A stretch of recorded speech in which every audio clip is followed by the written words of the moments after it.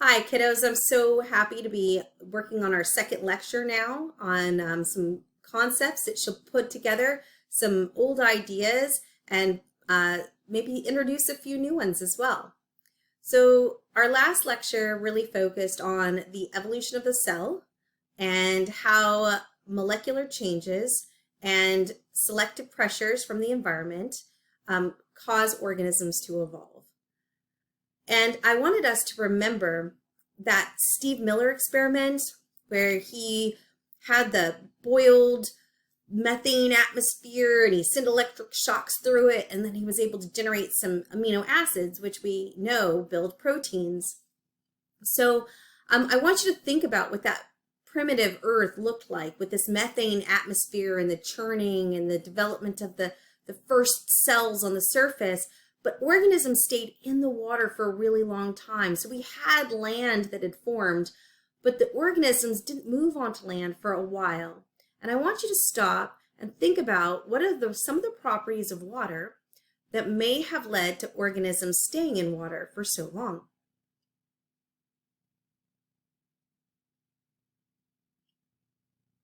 So we know lots of properties of water, but let's think about the ability of water to maintain a pretty steady pH. Especially salt water maintains a steady pH. It's a universal solvent, so it maintained a steady salinity. It also maintained a steady temperature, and that is really a big property of water. Water, it takes so much energy to change its temperature that it's hard to change the ocean's temperature. As you know, it's a very slow transition between summer temperatures and winter temperatures in our ocean, just right here off the Gulf. And so I want you to think about that. So yes, it does maintain pH, and yes, it does maintain salinity, but really it was a stable temperature that was the main cause for organisms staying in the ocean for so long. And if you think about it, on land, there are some serious things that the organisms were going to have to overcome. So here I have 4 of the big ones. First of all, desiccation. Desiccation is one of those vocab words that you should put in your pocket. Desiccation means drying out, right? So we all know that most living things are 70, 80, 90% water, right? And if it has to move on land, it has to figure out a way to not dry out. So it's got to figure a way to trap the water or to constantly get water. The second thing is metabolism. And so how are you going to metabolize on land? If you're a oceanic plant, then you've got some protection, right? So you've got some protection from the sun. How are you going to deal with those new conditions on land? And if you're an animal, how are you going to get your food and get rid of waste, right? So in the ocean, it's a little bit easier to obtain food. It doesn't take so much energy and effort because of that fourth one, gravity, right? So you've got gravity on land that's trying to hold you back and hold you down, but it's easy to move inside of the ocean. If any of you have ever, felt pretty lethargic and you go out and you bob along in the ocean and you can feel the weight of the ocean kind of holding you up, you know what that's like. And the last thing is reproduction. So in the ocean, you can just release gametes out into the water, sperm and egg will hopefully join, and you can have new creatures formed. But on land, there's going to have to be a whole new set of reproductive strategies to get the sperm to the egg. And a lot of organisms have found unique and different ways to do that. So we're going to focus on the movement of plants from the ocean into our large, beautiful trees that we have now here on land. So there are 2 major types of plants. There's non-vascular plants and there's vascular plants. And non-vascular plants don't have like tubes to bring water up to the leaves, and they don't have tubes to bring sugar down from the leaves to the roots. So vascular plants have a vascular system, kind of like our arteries and veins, and non-vascular plants don't. So which one do you think is going to be able to be taller? The vascular plants with the intricate tubes for nutrient and water movement, or the non-vascular plants like mosses and liverworts and hornworts that don't have any tubes at all. So vascular plants are going to be larger, right? Because they have that intricate network, and non-vascular plants are going to be smaller. Although the non-vascular plants evolved first, we're going to focus on the anatomy, or the basic anatomy of vascular plants. If you look here, you can see that these are some of the tubes that I was talking about. So we've got this intricate vascular tube structure. And we have roots down at the bottom of the plant, and then this part of the plant is called the shoot system. Roots have a job to pretty much get some nutrients and water from the soil and to anchor the plant into the ground. Whereas the shoot is the upper visible part of the plant that allows the plant to extend towards sunlight and also is a support for reproductive organs. There's lots of different types of shoots that you can have, and maybe you wouldn't recognize them, but sometimes things like tubers and onions, those can actually be part of the original shoot system. So we've got roots, shoots, and the last part of the plant is maybe the most important because it's the leaves.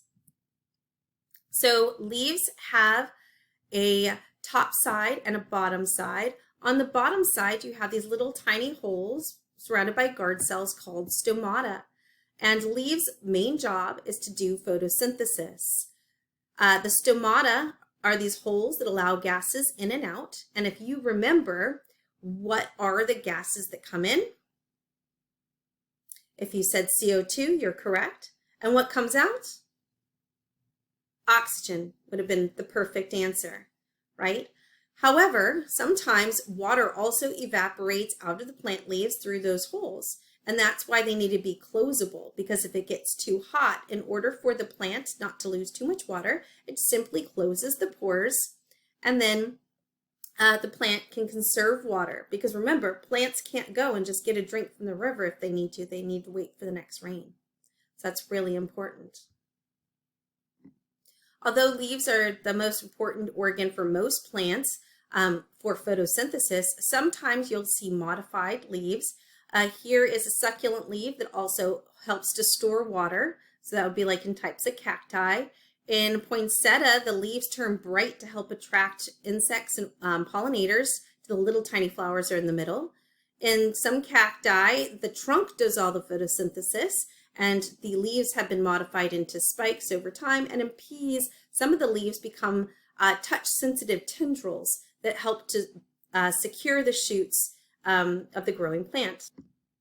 Here's a microscope view of the stomata. So you can see that there's the hole and then the guard cells around. And those guard cells, when they fill up with water, it's like some balloons. They get really, really big and chubby, and then the hole closes.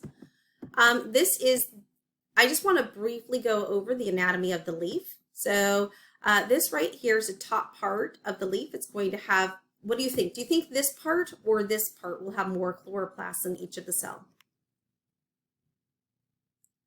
An idea I want to keep hitting home with you is that structure is related to function. So it would make more sense to have more chloroplasts here in these cells than in these cells, right?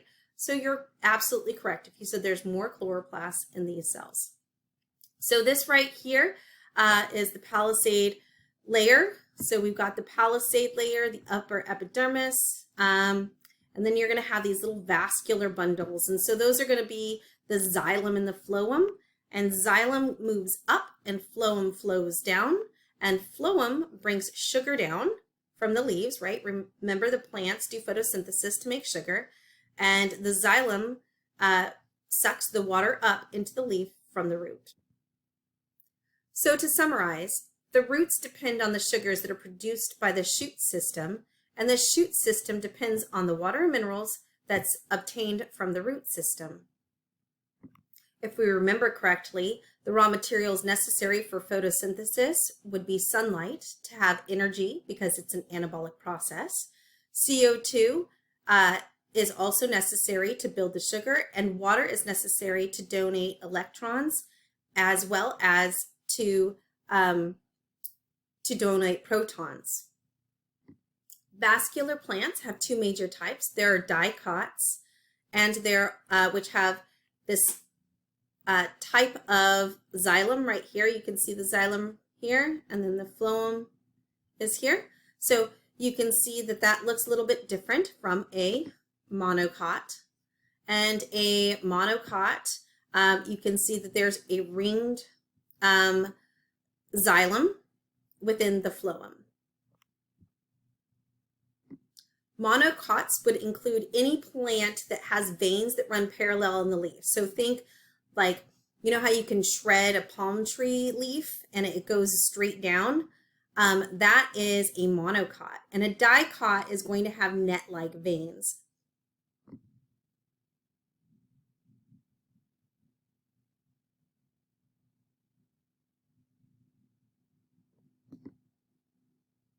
So I just wanted to remind you that transpiration is a major driver in the water cycle. And so transpiration, if you remember, it's like tree perspiration or tree sweat. So transpiration is the movement of water from the leaves into the air around it. So water always goes from high water potential to low water potential, right? And so the air has lower water potential than inside the tree tissue. So think of, we're full of 70 or 80% water. Well, our air isn't 70 and 80%. So it's going to, our water moves from the body out into the air, right? And it's the same for plants. So the water then creates a vacuum at the top of the plant, and that vacuum, aided by capillary action, so the natural movement of water up a small tube, and you also have a vacuum at the top of that small tube, it acts as a straw that pulls the water up to the top of even the tallest tree. We will review water potential problems before the end of our class. However, I did want to just summarize pretty much what we just said. So we've got xylem, and the xylem is going to transport water up the plant. The process is driven by transpiration, which creates negative pressure, and the capillary movement allows the movement of water up the tree. The sugars that are produced in the Calvin cycle in photosynthesis create a positive pressure at the top of the plant and push those sugars down, all the way down through the phloem to the bottom of the roots. Gas exchange is important in photosynthesis and is monitored by the leaves. And the stomata are the pores within the leaves, or the stomates are the pores within the leaves that allow for gas exchange. Once again, water movement into the plant through the soil and into the roots is aided by water potential. So it goes from high water potential in the soil to a lower water potential within the plant. It moves into the cells through osmosis, and that is the movement of water across the cell membrane, oftentimes aided by aquaporins. And aquaporins allowed for passive transport. Do you remember that? It was when you created a hole that allowed certain molecules in and out, and the plant did not, or the cell did not have to work or extend any sort of energy in order for that process to happen. Mineral absorption is oftentimes through active transport, and so the cell actually has to put in ATP or cell energy in order to actively transport ions and minerals and nutrients into the cells for cellular respiration and other cellular processes. There's a very important relationship between fungi and plants. So this specific type of fungi called mycorrhizae, they increase the absorption of the plants, and they have a symbiotic relationship with the roots of the plant. And what they do is they infiltrate the roots. They pierce into the roots, and they're associated with the root system. And so as the root system is fed the sugar from the top parts of the plant, so are the mycorrhizae. So the mycorrhizae receive sugar and food source from the plant, and then in return, the mycorrhizae exude enzymes that break down minerals in the soil and make those minerals more available for the plant.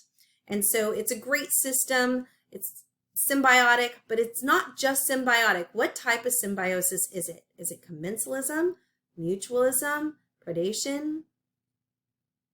You said mutualism. You're correct. Oh, kiddos, I've been trying to keep these lectures under 15 minutes. I apologize for going over, but I wanted to leave you with a final thought and a discussion prompt for our next class, maple sugaring. This is what we make maple syrup out of. How do you think that maple syrup is produced?